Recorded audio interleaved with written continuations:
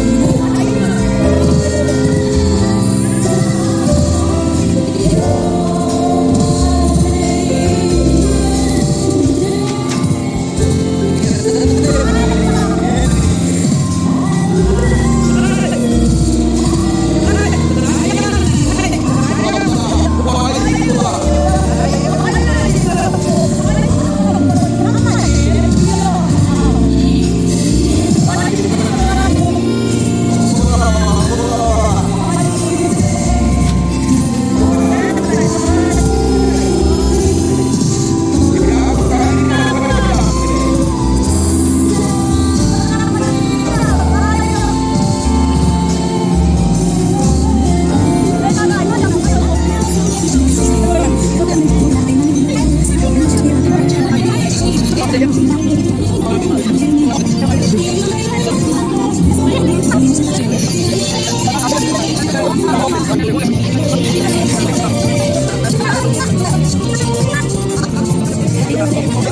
you.